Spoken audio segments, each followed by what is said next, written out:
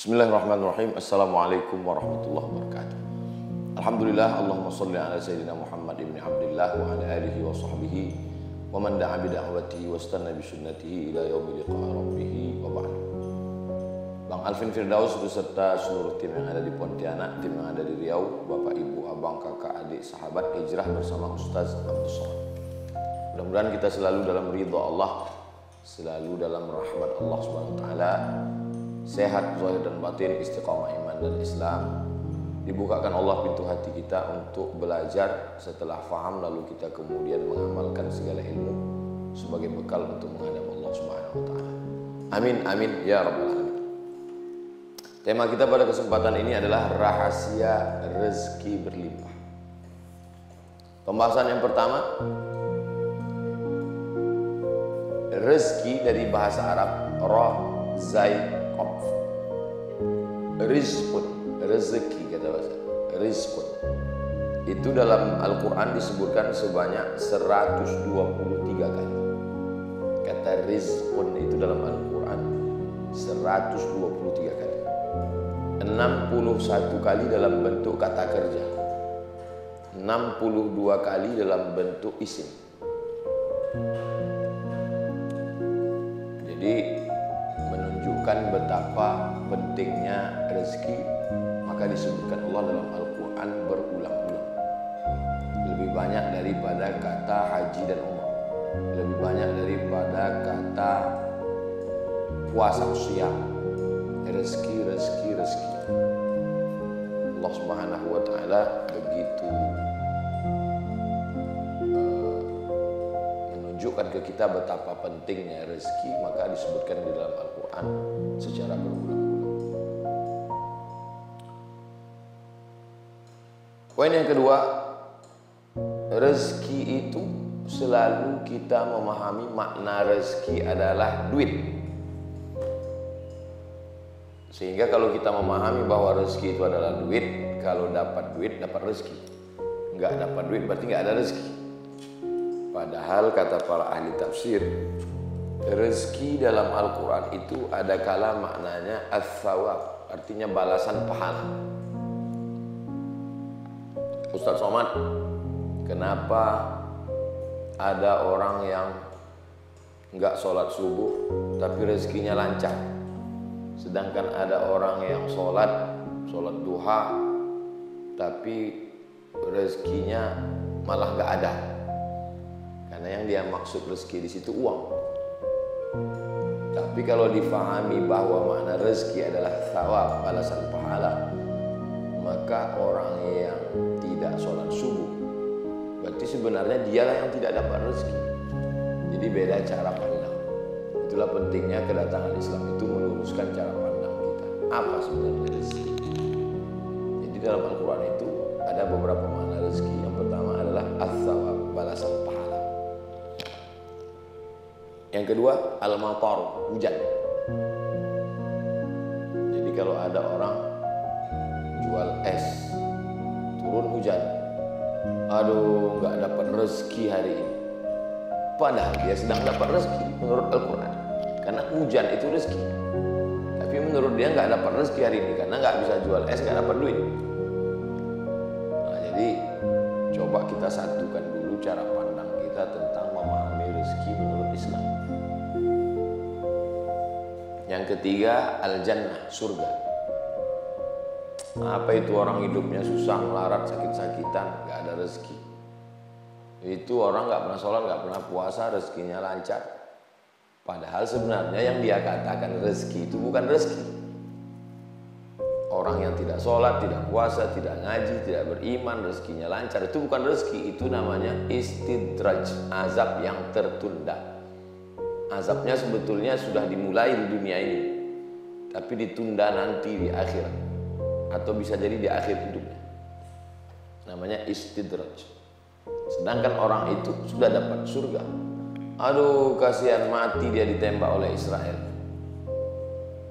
Padahal dia sudah dapat rezeki. Rezeki apa? Masuk surga karena mati syahid. Yang keempat, makna rezeki itu adalah asyukur, syukur. Jadi ada orang yang dilihat, aduh kasihan kali dia ya, seharian ini nggak dapat rezeki. Padahal sebenarnya orang itu dapat rezeki karena seharian itu dia bersyukur kepada Allah. Liyattakhidha minkum qalban syakira. Hendaklah di antara kamu itu punya hati yang bersyukur. Nah, jadi kita satukan dulu persepsi kita apa itu rezeki, supaya kita jangan sampai ikhtilaf, kata kita rezeki, kata orang bukan rezeki, kata orang rezeki, kata kita bukan rezeki. Jadi ada orang yang tidak dapat duit, tidak banyak hartanya, tapi sesungguhnya dia sudah dapat rezeki. Thawab, balasan pahala. Al-matar, hujan. Al-jannah, surga. Asyukru, syukur. Ini semua adalah rezeki yang diberikan Allah Subhanahu wa ta'ala. Syekh Muhammad Mutawalli Asy-Sya'rawi membagi rezeki 3 level. Paling tinggi, sedang, paling bawah. Rezeki yang paling bawah kata beliau adalah adna rezeki yang paling bawah. Al-mal, harta. Emas, perak, kebun, duit, dirham. Malah Syekh Muhammad Mutawalli Asy-Sya'rawi, Syekhul Mufassirin, induknya ulama tafsir Mesir, mengatakan bahwa rezeki yang paling rendah itu ya harta. Rezeki di atas harta, sholahul abna, anak-anak yang baik, menyenangkan hati orang tua, sekolahnya berhasil, patuh, sukses, enggak macam-macam, tidak berzina, tidak pacaran, tidak maksiat, tidak pakai narkoba, patuh dan taat, suaranya lembut, pulang cium tangan, enggak ngelawan. Itu lebih hebat daripada rezeki harta. Kasihan ya ibu ini, kalau dilihat dari rumahnya kayaknya nggak ada rezeki. Sementara yang ini, sedangkan yang dikatakan tidak dapat rezeki ini anaknya S1, S2, S3, rumahnya mungkin biasa-biasa aja. Yang ini rumah megah, anak nggak sekolah, nomor 1 narkoba, nomor 2 pelakor, nomor 3 ditangkap KPK. Di mata orang inilah yang paling hebat rezekinya. Padahal menurut pandangan ulama, yang rezeki hebat adalah sholahul abna. Yang paling tinggi tamamul rezeki, rezeki yang paling sempurna kata Syekh Muhammad Mutawalli Asy-Sya'rawi adalah ridha Allah, ridha Allah Subhanahu wa ta'ala. Makanya siapa orang yang paling sempurna rezekinya? Sahabat Nabi. Karena mereka itu titelnya radhiyallahu anhum. Mereka diridhai Allah Subhanahu wa ta'ala. Jadi sebetulnya rezeki itu berapa? Syekh Muhammad Mutawalli Asy-Sya'rawi menyebutkan secara detail rezeki itu berapa. Yang pertama, sakinatur ruh, jiwa yang tenang.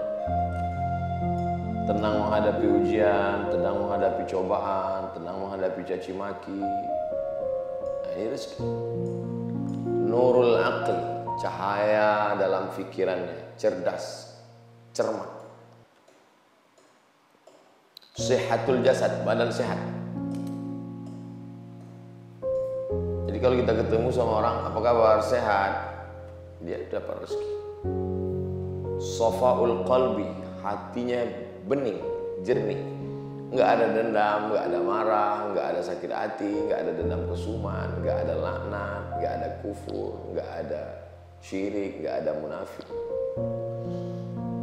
Salamatul fikri, pikirannya sehat, nggak ada sekuler, nggak ada liberal, nggak ada komunis, nggak ada ateis, nggak ada kufur nikmat. Da'watu ummin, dia selalu dapat doa ibunya. Setiap pergi cium tangan, pergi ya bu, ini orang dapat rezeki. Dapat video doa dari ibu, ini orang dapat rezeki. Atfu abin, kelembutan seorang ayah. Ayah masih hidup, duduk di rumah mendoakan. Nah ini dia tiap hari dapat rezeki. Wajudu akhir, punya saudara yang dermawan, yang selalu menolong, yang selalu mengayomi, yang selalu melindungi. Ini rezeki yang luar biasa. Ada orang punya perusahaan besar, duitnya banyak, mobilnya mewah, rumahnya megah, tapi punya saudara yang selalu merongrong, mengambil harta warisan, rebut-rebutan.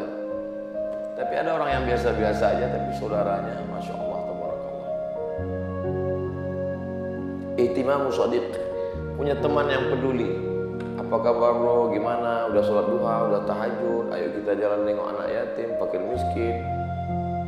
Gimana hatimu, gimana imanmu, punya teman yang selalu peduli.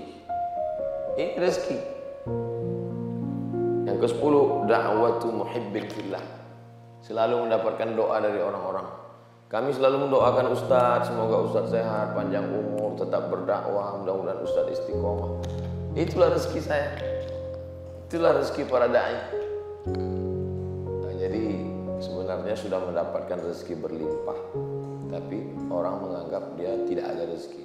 Aduh, nggak ada rezeki. Padahal sebenarnya dia sudah mendapatkan rezeki dari Allah Subhanahu wa Ta'ala. Itu maka pembahasan yang pertama adalah fahami dulu apa makna rezeki sebaik-baiknya. Berikutnya poin yang keempat.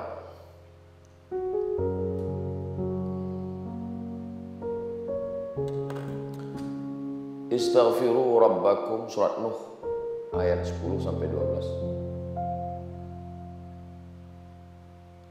Yursilis samaa'a 'alaikum midrar, Allah akan kirimkan air lebat, hujan turun.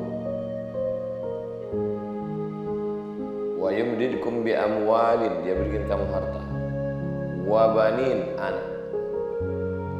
Wa yaj'al lakum jannatin, diberikan taman-taman, kebun-kebun subur, hijau, panen.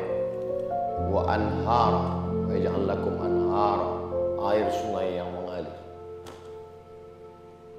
Diberikan Allah SWT balasan, turun hujan, harta berlimpah, anak subur, kemudian diberikan kebun, diberikan sungai-sungai yang mengalir. Siapa yang diberikan Allah ini? Qul tastaghfiru rabbakum, beristighfarlah kamu, minta ampunlah kepada Allah Subhanahu wa Ta'ala.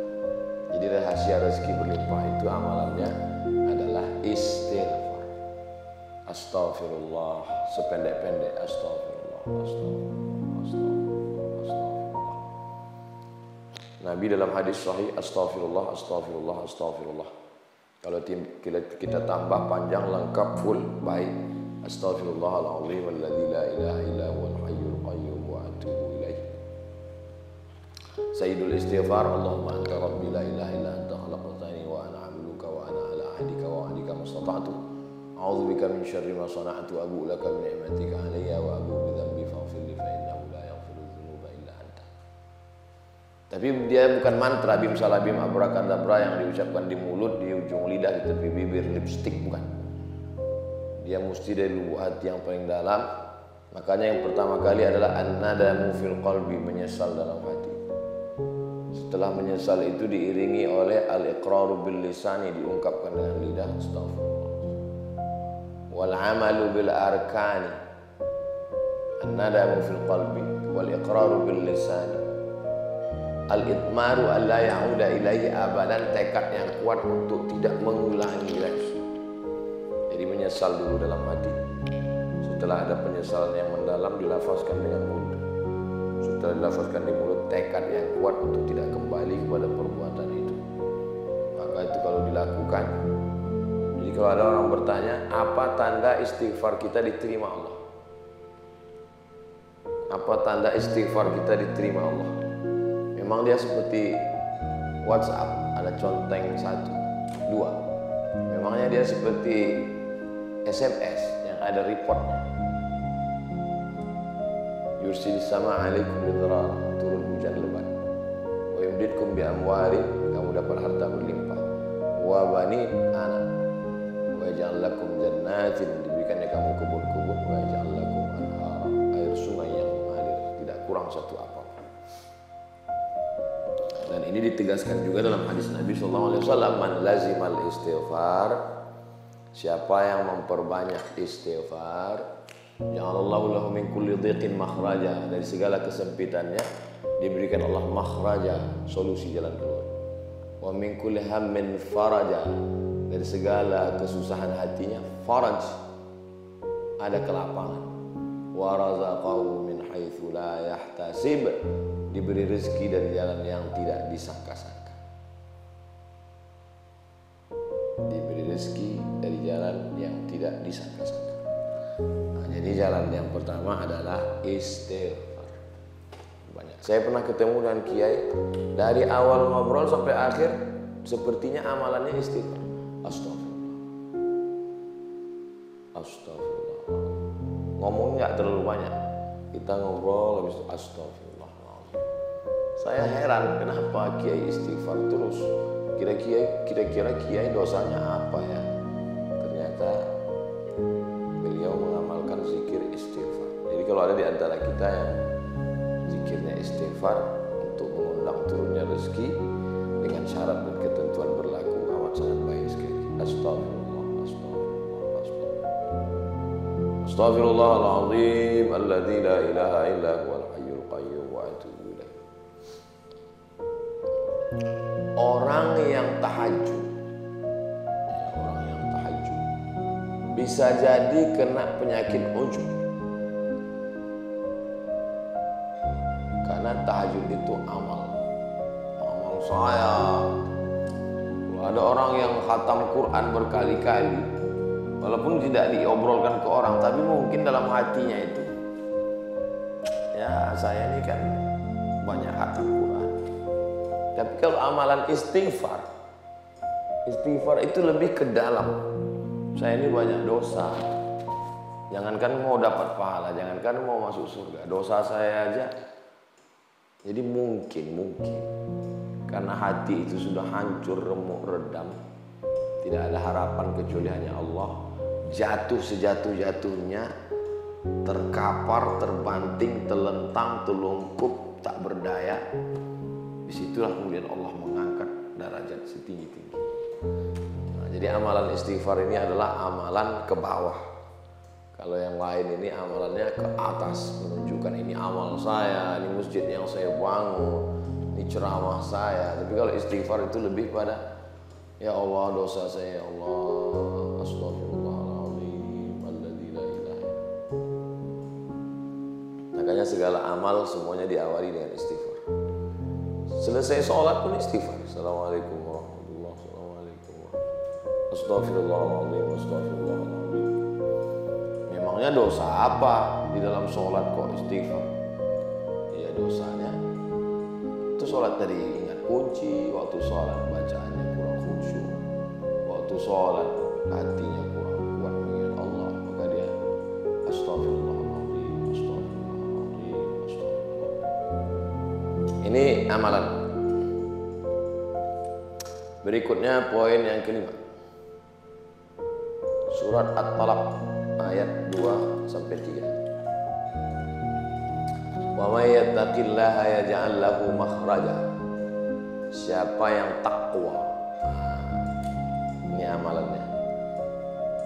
Jadi yang pertama istighfar, yang kedua takwa. Setelah istighfar naik ke takwa. Saya takut kena hujan, maka saya pakai payung. Itu namanya takwa. Ittaqa yattaqi ittiqa. Takut terjadi sesuatu, maka menyiapkan sesuatu. Saya takut kena hujan, maka saya siapkan takwa, kata yang satu. Yang satu lagi, saya takut kena hujan, saya siapkan mantel. Yang ini takwanya lebih besar. Karena kalau sekedar hanya payung, kakinya, badannya bisa basah. Tapi kalau udah mantel, lebih.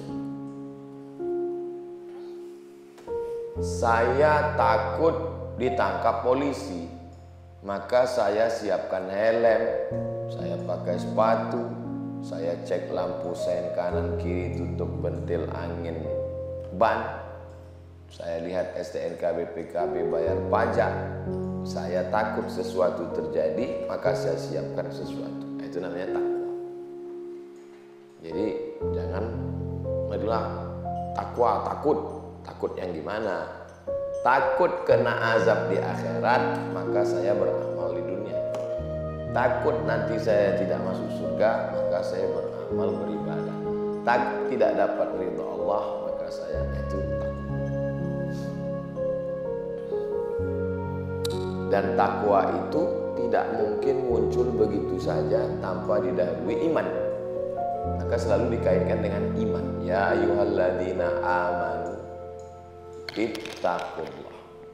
Hai orang yang beriman, hai orang yang percaya, takutlah kamu kepada Allah. Karena tidak mungkin takwa kalau tidak percaya. Bapak jangan banyak makan daging, jangan makan daging kambing, jangan minum susu, jangan minyak-minyak, jangan kolesterol. Setelah pulang si bapak makan gulai kambing, tongseng kambing, minum susu, minyak-minyak, goreng-goreng. Istrinya nanya, tadi kan dokter di rumah sakit sudah ngasih tahu papa jangan goreng-goreng.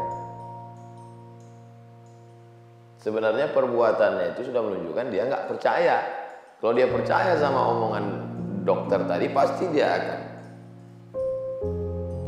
akan lakukan saran-saran dokter itu. Itu menunjukkan dia tidak percaya.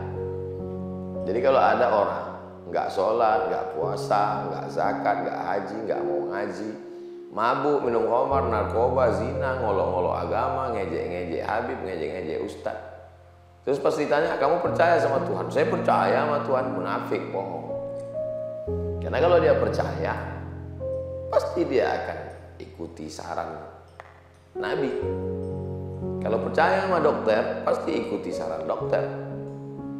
Kalau percaya sama teknisi, ini pasang kabelnya begini, ini untuk lampunya begini. Kalau percaya, kalau nggak percaya, ya itu. Makanya seringkali takwa itu dikaitkan dengan percaya. La'allakum tattaqun. Coba lihat di ujung akhir ayat puasa. La'allakum tattaqun, kamu takwa. Diawali dengan percaya. Ya ayyuhalladzina amanu kutiba alaikumussyam. Percaya dulu baru takwa. Gak bisa orang bertakwa kalau nggak percaya. Kamu dari tadi sopan banget orangnya, nunduk, gak macam-macam. Kenapa? Karena dia percaya ada tulisan stiker di dinding, ada CCTV. Makanya dia kalem. Karena dia percaya ada CCTV. Coba kalau dia nggak percaya, alah paling nakut-nakuti aja CCTV-nya, mau buat prank. Jadi takwa itu selalu dan memang wajib. Rukunnya, stepnya pertama percaya dulu, setelah percaya baru bertakwa. Dan takwa ini dilatih. Latihan yang pendek ya sholat 5 waktu. Allahu Akbar. Takut garuk gatal, takut mata kesana kemari, takut tidak khusyuk, takut. Latihan. Lalu kemudian puasa 30 hari. Takut makan, takut minum, takut melihat, takut mikir, takut.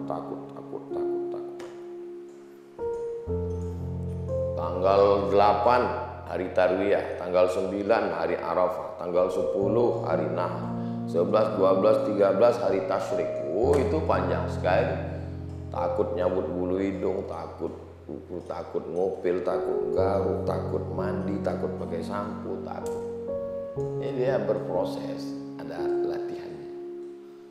Nah, ini kalau takwanya dilaksanakan, janji Allah, wa may yattaqillah, siapa yang bertakwa, ya ja'allahu makhraja, diberikan Allah solusi jalan keluar dalam masalah hidupnya. Wa yarzuqhu min haitsu la yahtasib, diberi rezeki dari jalan yang tidak disangka-sangka. Nah, ini dia rezeki. Wa may yatawakkal 'ala Allah fa huwa hasbuh, siapa yang bertawakal kepada Allah maka cukuplah Allah saja yang menolong. Apa kata Syekh Muhammad Tawalli Syarah? Kalau dalam saat kesulitan tidak ada satupun manusia yang mau membantumu, maka yakinlah berarti saat itu hanya Allah saja yang ingin membantumu dan Allah tidak ingin ada orang lain bersama dengannya. Kawan-kawannya akrab dulu mana? Terbang melayang. Saudara-saudara, sahabat-sahabat hilang. Betapa tidak adilnya kawan-kawan ini, mana semua? Yakinlah bahwa Allah ingin menolongmu dan Allah tidak mau ada orang lain bersamanya. Begitu indah. Wa huwa yatawalla salihin. Allah yang akan menjadi penolong orang yang saleh. Jadi takwa. Kemudian yang ketiga, kalau menurut urutan ini yang ke-6, tapi kalau menurut urutan pembahasan ini yang ke-6. Kalau menurut urutan amal, yang pertama istighfar, yang kedua takwa, yang ketiga adalah iffah, menjaga diri dari yang syubhat. Takut masuk neraka tidak minum khamar, takut masuk neraka tidak berzina, takut masuk neraka tidak berjudi. Itu takwa namanya. Kalau yang ini lebih halus lagi, namanya iffah, menjaga diri dari hal yang sebenarnya boleh, tapi dia jaga dirinya karena takut nanti terlanjur, tercebur, terpeleset. Nah, ini lebih tinggi lagi. Nama sifatnya iffah. Orangnya mananya afif. Kalau dia perempuan afifah. Sifatnya iffah. Jadi Nabi ada satu surat Ali Imran. Imran punya istri namanya Hannah. Hannah melahirkan anak namanya Maryam.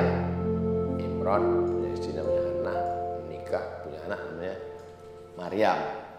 Nah, Maryam ini diletakkan di mihrab. Mihrab satu tempat untuk ibadah. Kalau mihrab yang kita sekarang ini kan tempat imam, ini bukan, ini mihrab satu tempat ibadah. Kullama dakhala 'alaiha Zakaria al-mihraba, setiap kali Nabi Zakaria datang ke mihrab itu, wajada indaha rizqa, dilihatnya ada rezeki. Menurut ahli tafsir, rezeki di sini pas musim dingin ada buah-buahan musim panas, pas musim panas ada buah-buahan musim dingin. Kalau di tempat kita susah karena musimnya nggak ada musim dingin, musim panas. Kalau ketika di Mesir dulu pas lagi musim dingin, bulan Desember, Januari dingin, itu tanaman-tanaman seperti mati, kering, rontok. Tapi